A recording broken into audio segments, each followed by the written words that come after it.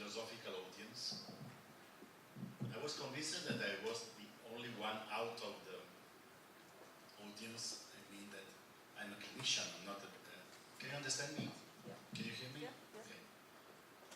And since I'm not a philosopher, I'm a clinician, and borderline patients are the main part of my life every day, and I love them a lot because they have to be loved, and they love you if you are able to love them.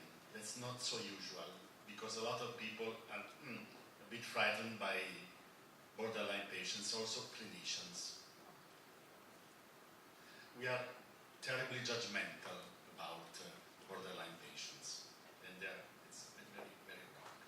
So, I thank you, Anna, for her presentation, because she said a lot of very interesting things, and I think that I have to change my presentation in some way, because I think that in some way my presentation could be also a part of a dialogue with her, because I start from different conceptions, not philosophical. You spoke, you are a clinician? No, okay. So you used also interesting clinical concepts. I started from clinical concepts. And first of all, so now you know more or less what borderline personality disorder is. However, now it seems that the interest of many clinicians in many fields, but mainly in personality disorders, is focused on emotions. Now it seems that emotions can explain a lot of things in clinical and in psychopathology. So we could discuss a long time about what we mean as clinicians and researchers about emotions, because emotion is not a unique meaning. It means the fact that relating to different perspectives, emotions are different. It's a matter of language. Unfortunately, in our literature, often there are no differences among emotions, affects, and mood. So, mainly the American literature speaks about emotions in general. I'm convinced that we should differentiate a bit because there are different phenomena. Perhaps somebody said, perhaps the first speaker, said that emotions are a very complex entity because they involve brain, body, mind, and sometimes it's not in the same way. One of the problems of the measurement and the elicitation of emotions is that we can have different effects on the subjectivity and on the brain and on the body. So it's difficult to put all the levels together because sometimes they are contradictory. And this also depends on where you measure the emotions. Obviously, now I'm speaking about empirical research on emotions. And last, but I just mentioned it, research results are strongly influenced and determined by the way in which emotions are experimentally elicited, recorded, and evaluated. I could speak now about what we are doing with borderline patients, trying to elicitate emotions with visual stimuli, that's video clips or pictures, emotionally rated and so on. And for instance, we can record different responses at a subjective level or, for instance, at the heart level.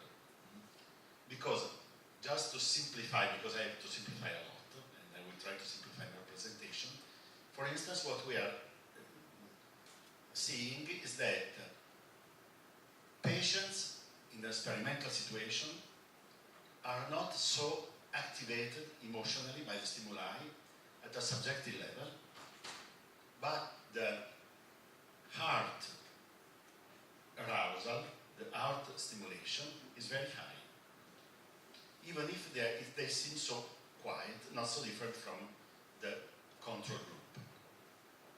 There are some heart parameters, and we can say that they are in a state of hyperarousal, vegetative hyperarousal, even when they look quiet and calm. And we can say that perhaps one of the main problems, of the basic problems of borderline patients is that they are always in a state of alarm. Even if the stimuli are not present, or the stimuli are neutral, or the stimuli are positive. Because what's interesting is that in some way they suffer from negative and positive emotions. It means that they are a big problem with emotions in general. So, I go fast because we start from a very simple model. Oh my God, it's the contrary. That's what Marshall Linehan proposed, and it's the base of the treatment we do. That's dialectical behavior therapy, DBT, that is demonstrated by empirical research that is the most effective treatment for borderline personality disorders.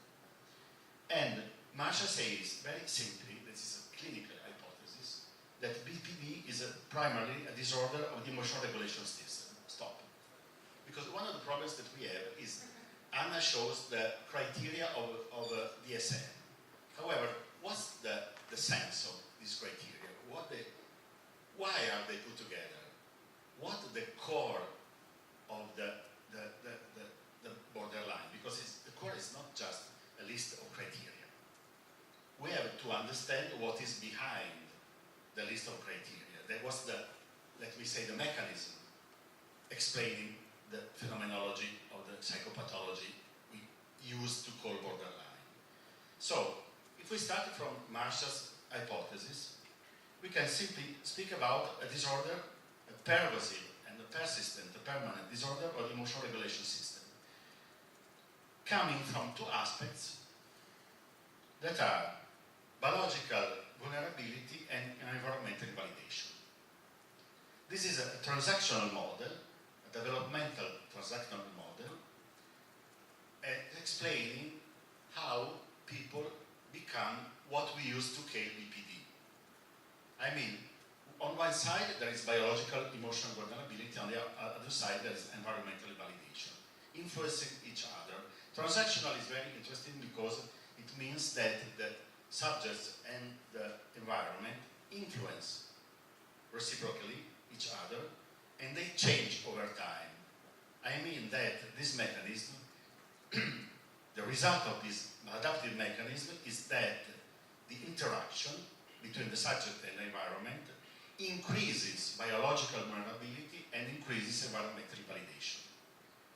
I mean that is completely maladaptive concerning the biology of the subject and the behavior of the environment. In other words, what is biological emotional vulnerability? So, we in the world, in the scientific community, are studying also from an empirical perspective, mainly from an empirical perspective, because we have to base also our treatments on the empirical research, because clinical psychology and psychotherapy has to go towards an empirical research-based evidence. We can just use words like in the past, because words are expensive for people and for the states and for everybody. So, very simply, because they have to run. First aspect of emotional vulnerability is heightened emotional sensitivity. It means that I'm more sensitive than the majority of people to stimuli. It means that more stimuli can produce or increase my emotions, and other people are not affected by such stimuli because they are, for them, are neutral. So I'm more sensitive. The second aspect is that emotional reactivity is increased, that you have to put all of them together. And emotional reactivity means that even if the stimulus is not so high, my reaction can be very high and immediate. And what's interesting is the interference with cognitive functions. Because everybody knows that when we are very strongly activated, borderlines are living the same planet as us. I think that is not coming from another planet, so we share some characteristics that are strictly human.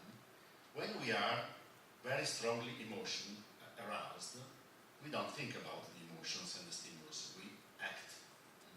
I used to say that if a tiger enters here, we don't think about the tiger, we don't think, very interesting animal, why you're a cat, and what's your mood today? Are you angry? Are you hungry?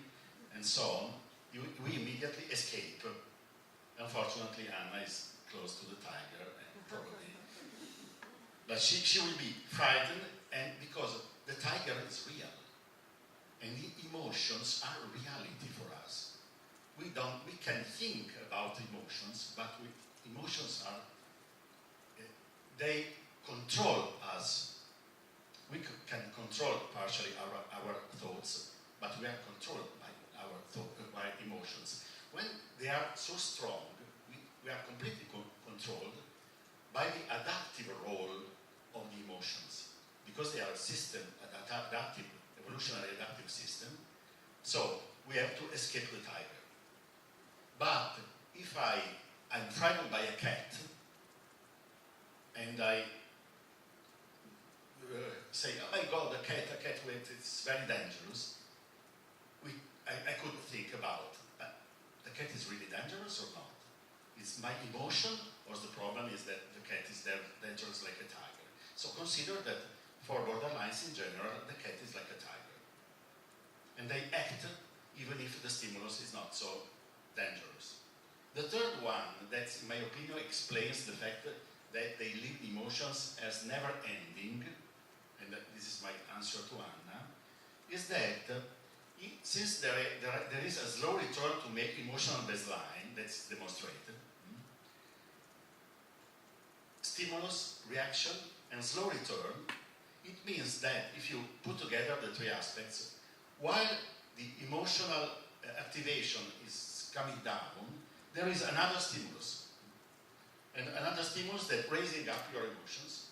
So you stay, for the majority of time, in a state of hyperarousal. That's not only a subjective experience, but it's a true, probably also physiological activation due to the fact that a lot of stimuli are stressful for them. This means, and believe me, the clinical practice is confirming it, that life is stressful for the borderlines. Because they are like not having the skin. Go to the sun or touch something without having the skin. It's terribly painful. So we used to say, mainly in the past, that they had terrible stories, abuse, etc. But even there is no abuse. The problem is that they are so sensitive that the life and the majority, a lot of events abuse them. But having a vulnerability, emotional is not enough, because we need also the environmental validation. I think that it's very important to explain the genesis of the psychopathology, because what is invalidation? I think that it could be very, very interesting to discuss with the philosophers about this concept. What is invalidating? Invalidating is any environment which considers the emotional activation of the subject as unjustified and not comprehensible in the life of their biology, experiences, and current situation. So it means that in some way the world is judgmental and refusing.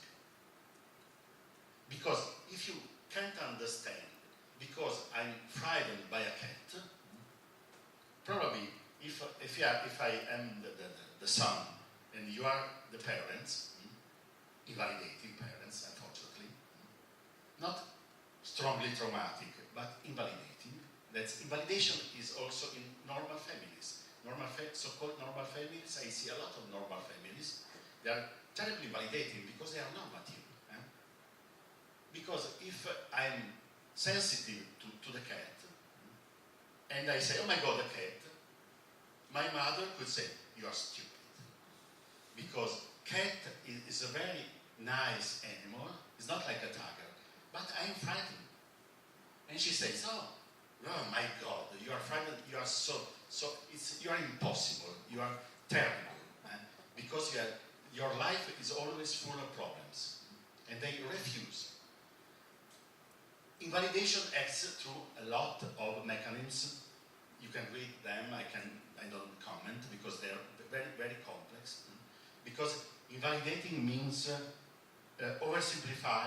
simplifying, minimizing, criticizing, rejecting, and so on. There are a lot of phases of invalidation, but it means that I'm not able to put myself in the shoes of the person and understanding the child or the adolescent in a developmental perspective according to his or her own perspective. And the world becomes refusing and judgmental towards a person that is very sensitive. You understand? So, I skip all the mechanisms of the emotional regulation, dysregulation. It was the main topic of my presentation because I think that time is running and I want in some way to focus your attention on the most concrete aspects. So let me start from a very simple model of behavior. Linking values that are conceptual. Obviously I don't speak about metaphysical values, but I think that, for instance, if I go to the supermarket and I buy food, the value is survival. It's very simple. Survival, friendship, love, money, what you want. Social success, etc. Objectives that are concrete explicitation of values, and they are between conceptual and contextual. Because if I go to the grocery store, obviously I go with the value of my mind, but the objective is buying food. And the action is always contextual. I mean that it's in the here and now. Action is always in the here and now. Okay, it's concrete. If I realize the objective, I satisfy the value. Now my food, the food is in the fridge. It's okay, very simple. What we think that happens to borderline patients. This is a possible simple model. Two possibilities. The simplest model is that values and objectives are intact. Meaning, during the development of the people, the development, even if it's not probably so possible, because I told you that invalidation and vulnerability probably created the disorder. But we can start from the hypothesis A, and the hypothesis B that are a bit more complex. Values and objectives are affected by developmental problems. So I start with the option A, even if it's not possible to ignore the option B. This is the model. I am in a certain situation that's contextual, and I'm trying to realize some objective according to the values. What is happens that there is a very intense emotion, for instance, fear. Fear of abandonment, fear of being refused. We know that borderline patients are very sensitive to social interpersonal rejection, refuse. There is research, empirical research on that. They are very sensitive to that. For instance, what is amazing is that there are a lot of experiments with the faces, and there is a very interesting paper called "What is a Neutral Face?" it showed that a neutral phase for borderline patients doesn't exist, because they read the negative emotions also in a neutral phase. So aversive emotions. And with the morphing, we know that moving from a neutral phase to just some small muscles, it's enough to show, for instance, anger or a negative emotion. They intercept a negative emotion from very, very, very small differences, and the so-called normal people need more evidence about the emotion, for instance, anger in the face. So they see anger, disgust, and so on, also in neutral phases.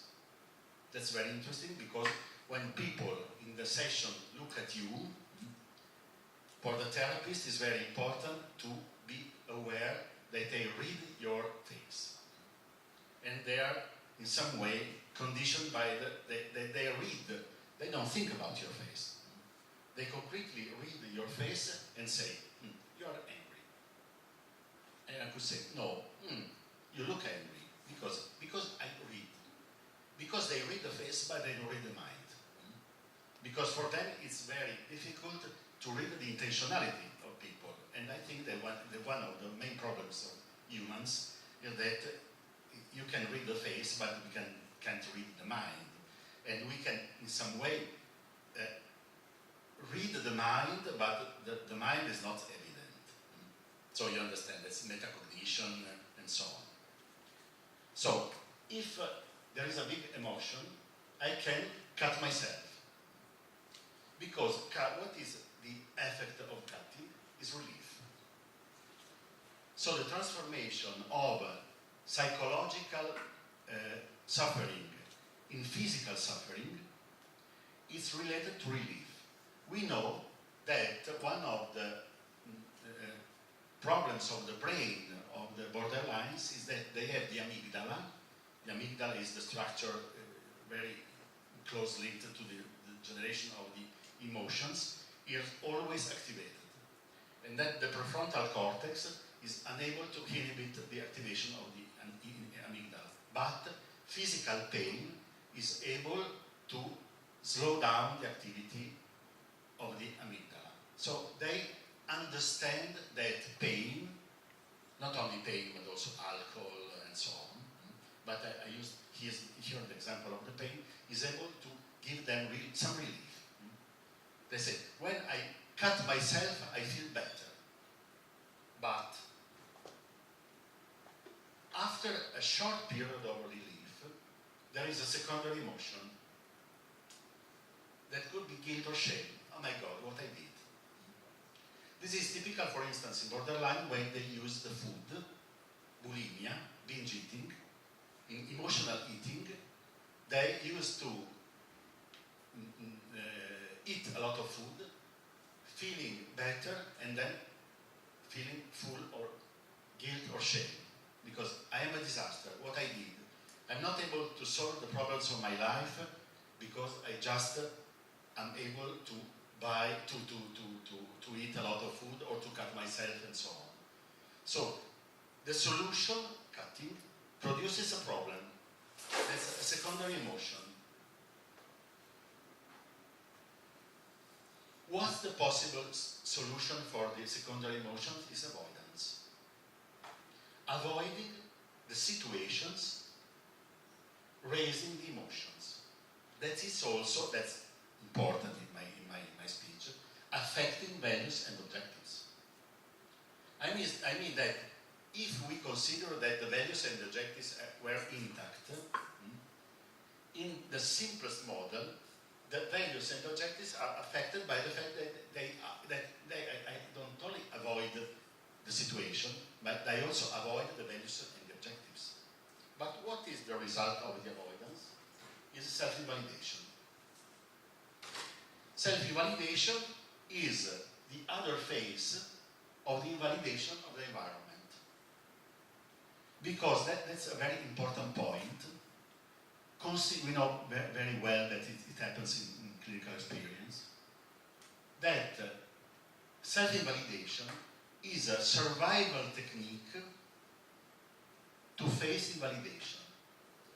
Because if remember the examples of the cat. If I'm frightened by the cats, it's obviously I'm kidding. And my mother, or my father, or my family says, "Oh, you're a disaster. The cats says you're frightened." I say, "No, no fear. You are right. I'm fearful. I am the problem. You are right." And they say, "Oh, finally you became normal. So you acknowledged that you are the problem." It's an attempt to be normal.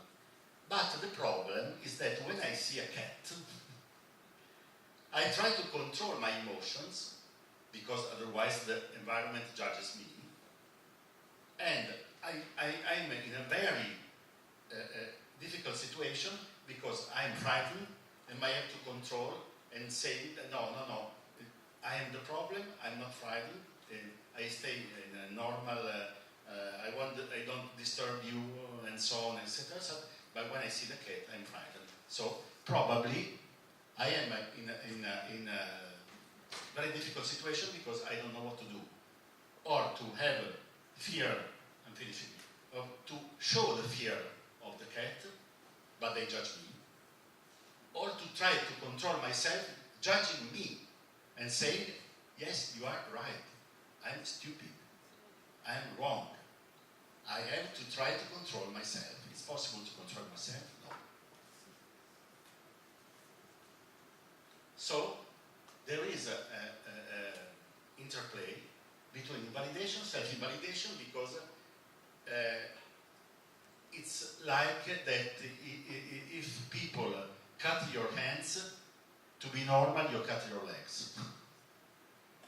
And it's a disaster.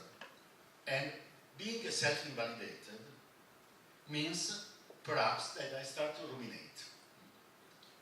Because rumination, everybody can ruminate, but borderlines ruminate a lot, is a kind of hypercompensation of emotions. I mean that, for instance, they stay long time to thinking about the problems, emotions, thinking about. Everybody ruminates when, for instance, I'm not able to sleep because I'm thinking that next week I have to pay the taxes, I don't have money, and I stay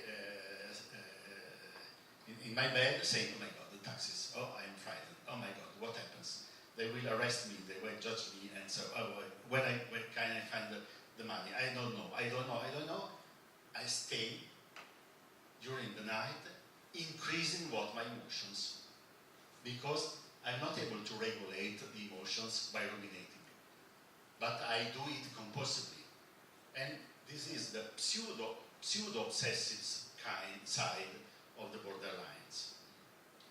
Because since they are not able to cancel the emotions through avoidance, it's obvious that self-invalidation increases the emotions, because they judge themselves. Obviously, self-invalidation means self-judging. Self-invalidation is related to rumination, but rumination increases self-invalidation, because I know that I'm not able to solve the problems, I'm just able to think about the problems without solving them, so it increases emotion. So I can increase emotions. And what could happen, and I completely agree what she said about our German colleagues, Spiegelmeier, speaking about aversive tension, because it seems that aversive tension is a kind of chaotic state, nameless, because there is a sum of emotions, because if I never solve the problem, the emotions become a kind of cluster, but chaotic, because if I, for instance, I feel, there is a phrase, I'm finishing, a very famous phrase in the book, a patient saying to a clinician, I hate you, I hate you, don't leave me. So if I hate you, I attack you. But if I say, please don't leave me, it means that I need you. And it's a dilemma. And it's a confusion of emotions. What's rage, anger, or fear? And if we sum the emotions, at the end, maybe that there is the result of the averse intentions that difficult to explain in words, because it's something that you can stay in your skin. You feel that you are exploding. And the result is that, for instance, anger is the final solution, because I think that anger is not a primary emotion in borderlines. Because I'm more anxious and fearful than angry, the criterion of the DSM saying that you are angry, I think that it's not really true, because anger is a final solution, because it's better to be angry than fearful, obviously. When I feel that I can attack you, I feel strong. When I suppose, or I feel that you can attack me, I'm weak. And anger, what is the action? Cutting. Not only anger, also other emotions. So cutting, and this the circle, the vicious circle, starts again. So it's a conservative, self-recreating psychopathology, and they are not able to go out. I discussed yesterday or 2 days ago with Roberta, saying that, in my opinion, psychopathology is not having degrees of freedom, because you can't choose anything. Right? You are chosen by something happening in yourself. And they are very suffering because they are aware that they are always in a trap. And the trap is the life. And sometimes they say, I can't stay in this trap, and they commit suicide. Don't forget that 10-12% of borderline patients commit suicide and they die. They used to attempt suicide, and often is a mean to reduce pain. They are convinced that they want to die. They don't use good means to die. And they say, at the moment I was so suffering that I want to die, but probably now I think that I want is just to sleep. Sleep for a long time. And not feel anything. But we don't have to forget that 10-12% of borderline patients die by suicide. So they are, I think, very, very, very suffering people. And we have to love them. Thank you for your attention.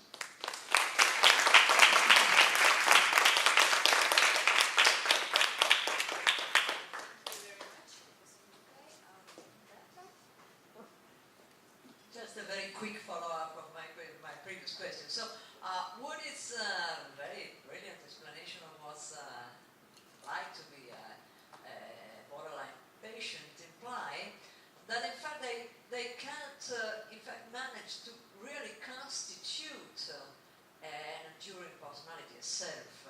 So some subject of narrative, so to speak. So this was the positive answer to my question. Yes. But the narrative, I agree with Anna that the narrative, I don't know if it's really fragmented. Because in general, the clinical tradition says that they are not fragmented because it's closer to psychosis, but they oscillate between positive and negative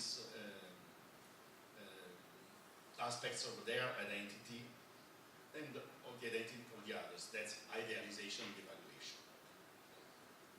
Obviously, here it seems that the more coherent representation of selves is the negative one. That's because they stay in the self-invalidation.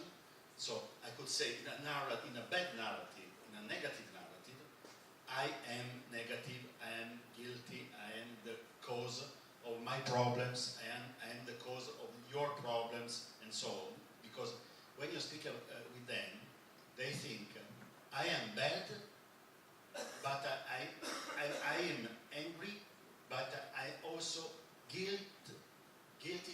my parents, because she didn't expect a disaster like me, and the incoherence, I don't know what Anna says, is that they have multiple representations,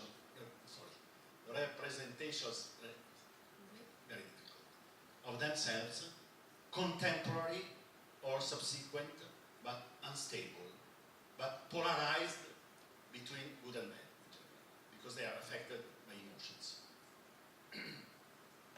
Yes, I think I have a related question in the sense that I very much like this account which focuses on the self-invalidation aspect, but on the basis of my very sort of limited, compared to yours, understanding of the phenomenology of the illness, my sense was that there is also a lot of other invalidation, and I'm thinking about people emphasizing the role of manipulation in borderline. So the idea that borderline people put others sometimes in no-win situations. So whatever the other does is read as a source of potential sort of anger. They get offended. No matter what you do, you're always going to do something wrong if they are in a certain state of mind, right? Whatever you do, it is read as an offense or as an attack, etc.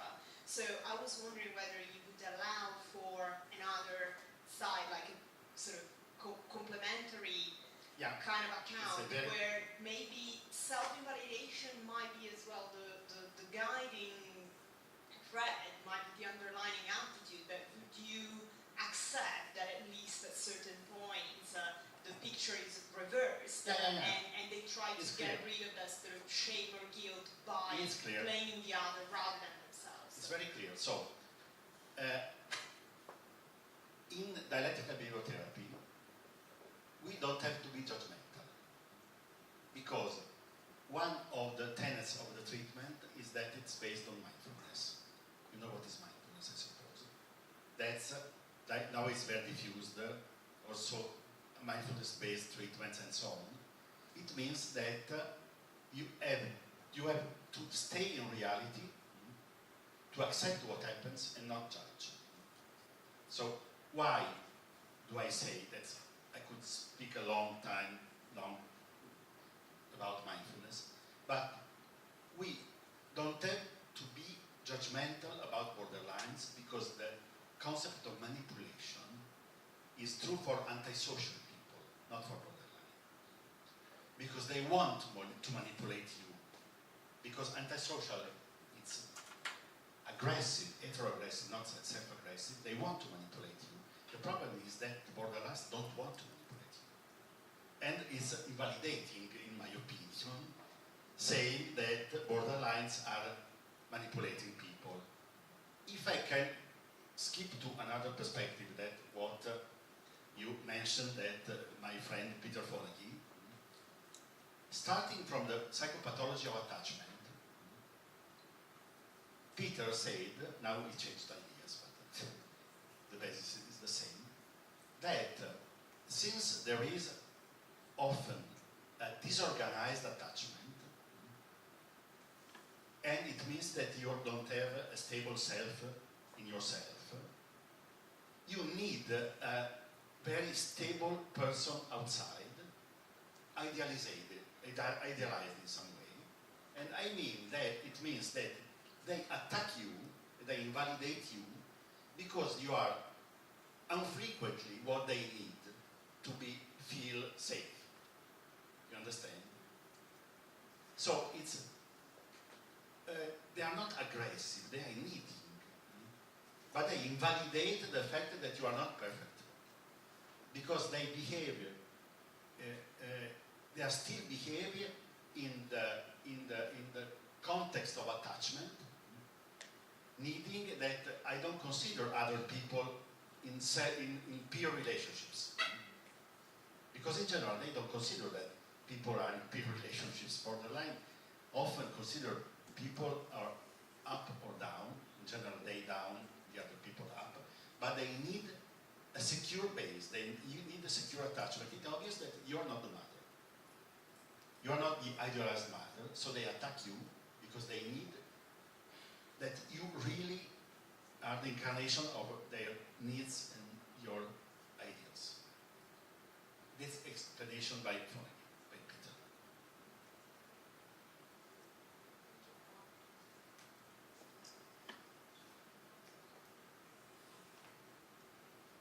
Thank you.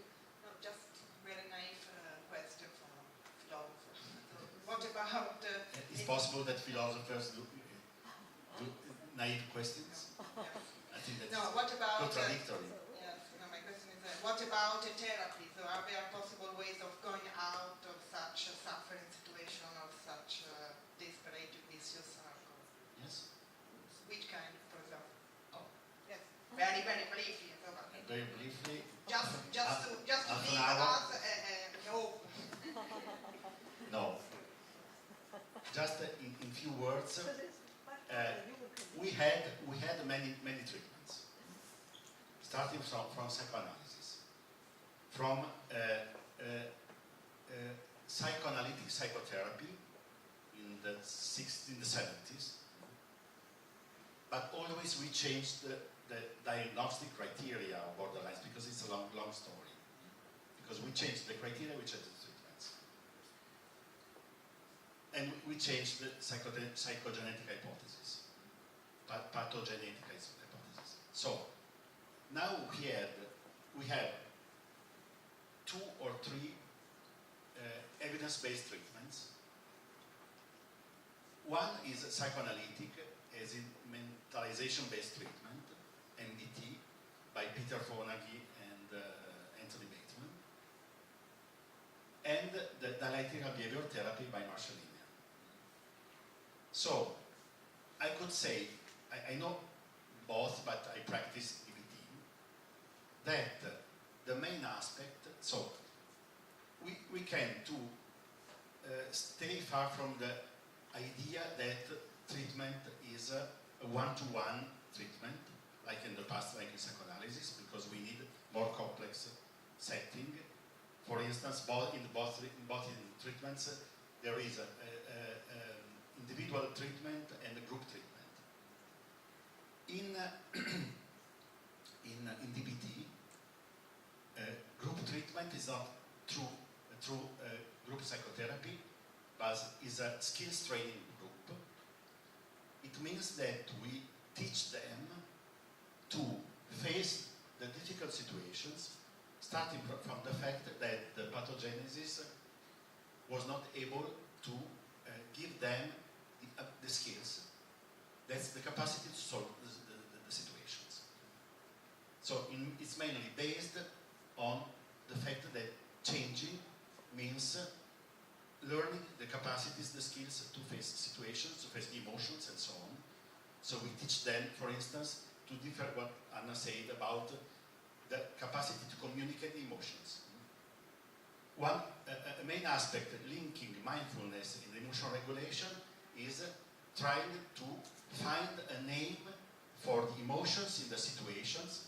So we speak in the sessions with them. So at that moment, when you cut yourself, what happened in you? Try to describe it. Describing is communicating. Psychotherapy is communication. Is speaking about what is in yourself. So they learn to describe emotions, often starting from the fact that they are not just able to describe the physical reactions, but I'm not able to give a name. And when I can able to give a name to the emotion, I'm also able to connect my emotional reaction to the event generating the emotion, because sometimes they are not able to acknowledge what happened before and what was the prompting event generating the emotion.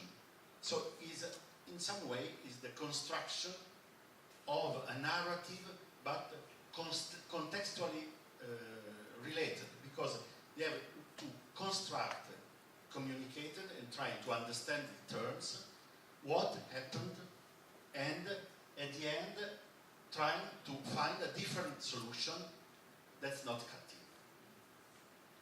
But I think that the main interesting aspect of the new treatments, also the new psychoanalytic treatments, not the old style, is that we primarily focus on accepting and not changing.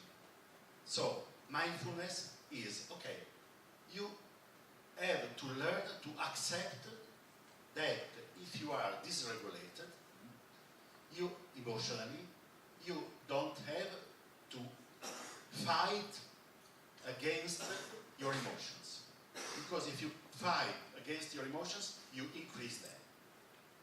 I think that one problem of every human, and is in our mind there is a problem that we share, is that we are convinced that you can solve the problems of the physical reality and the psychological reality in the same way. Because if I don't want to see this bottle, I can take it and say, okay, I don't want to see you. I can, because I can act in the physical world. Unfortunately, we do the same with our mind. So I'm convinced that I can cancel my emotions. I'm anxious, I don't want to be anxious. The result is I become angry against the anxiousness, I become more anxious and then I'm angry at me because I judge myself saying that it's possible that you are not able to cancel your anxiety. So if I start from accepting, then if it happens that I'm anxious, I'm anxious. It's like this bottle. If the bottle is here, I have to accept that the bottle is here. Why? Because it's here. There's no explanation. The fact is that if it's here, it's here. So I have to accept that it's here. I have to accept that I'm anxious. If I'm able, not so simple. If I can accept that what happens, happens, because it's reality in the moment, I'm able to reduce the emotions immediately. And if I reduce the emotions, accepting them, I'm able to step down and observing them. That trying to judge, to evaluate, not judge, if they are related to reality or related to my representation of reality. You understand what I mean? We start from acceptance.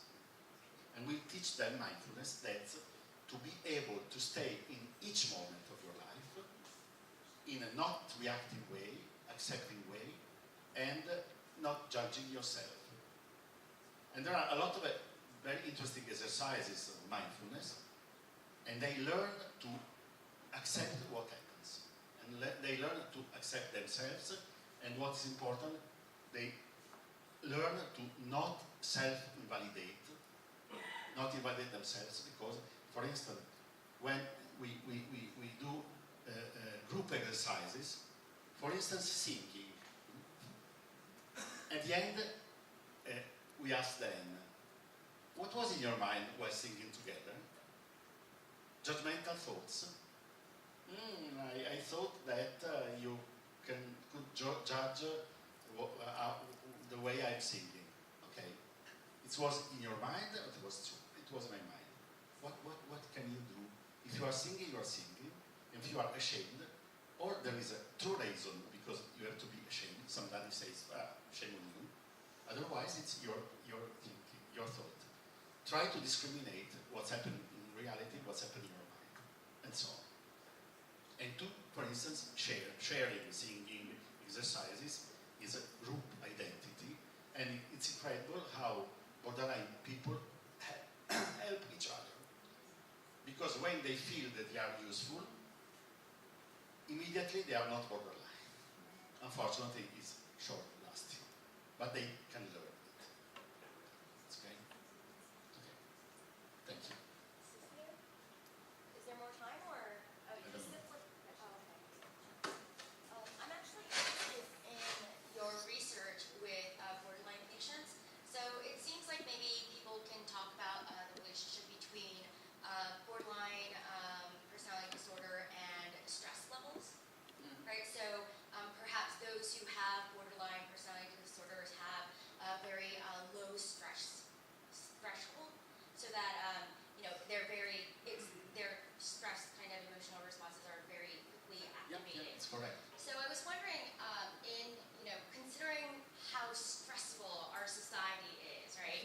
in general today, right? Whether or not there's an increase in borderline personality disorder, or like do you see what's going on and the effects of stress and such? Wonderful question. Thank you so much. I don't know. However, we know that we started to speak about borderline in the United States around the World War II, because the first explicit description of borderline, not this, different, was in a paper published in 1938. And we know that in some way the virus of borderline started from the United States to Europe and to Western world. So I worked sometimes for some period in India, and I spoke with colleagues of the University of Delhi, and I asked them, do you know borderline patients? And they told me in Delhi and in Mumbai, in some areas where very Western-like, the style of life was Western-like, they found patients like that. We don't have any idea about the presence, no, we know something about the presence of what we call borderline in Africa or Asia, I mean in Muslim states and so on. But it seems that there is something related to society. So, shortly, if our brain is always the same, because it seems that the evolution of the brain is very, very, very long-lasting, not just 1 century, probably what is modulating the expression of psychopathology is the environment. It's okay.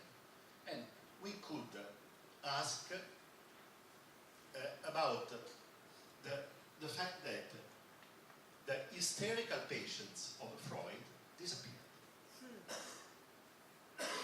The typical hysterical patients of Freud disappeared. Did hysteria disappear, or it changed the expression because it's modulated by the society? So, just to simplify, but it's just my opinion. In the Austrian society, the rules of the development were clear. Because you knew what was your identity, not modulated,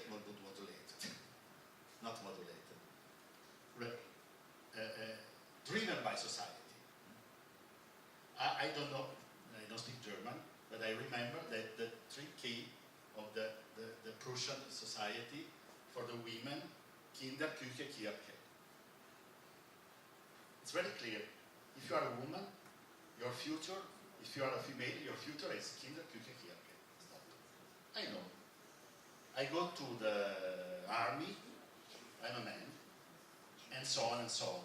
What's happened in Western society, what's happening is that there's research about that adolescence is becoming longer and longer because young people stay at home for a long time. In Italy, it seems there is epidemiological recent epidemiological data that's what 46% of people aged 30 are still at home because they don't have a job and so on. But it seems that our biological development is faster because now the sexual, the bodily development and so on is becoming earlier than in the past. And you are exposed to adult stimuli immediately, for instance, sex. You can be 7 years old and looking at pornography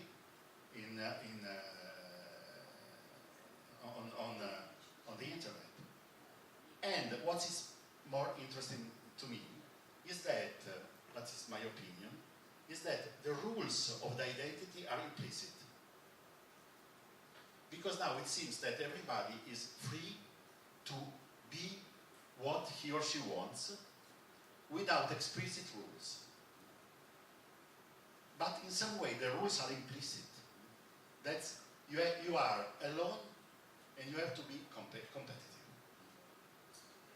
I think that borderline patients, just to answer to you, are the weak part of our collective Western identity. Because if you are not so vulnerable, perhaps you are able to swim in a very dangerous sea that seems safe, because there is no, Hitler is dead, Mussolini, Stalin, and so on. There is, the war is still present in the world. But it seems that we are free. Everybody is free. You can be heterosexual or homosexual, what you want. If you want, you are a woman, you don't have to have children, to stay at home, to cooking, and so on. And also the relationship between genders is different, and so on. But the problem is that the rules are more implicit and more difficult to understand how to create your own identity, in my opinion, in a society where freedom means aloneness, and relationship with others is competition. That's very dangerous for everybody. That's my personal opinion. I'm not a sociologist. So I try to put together your question with psychology, what I know about borderlines, with my own ideas. I don't know if it's successful.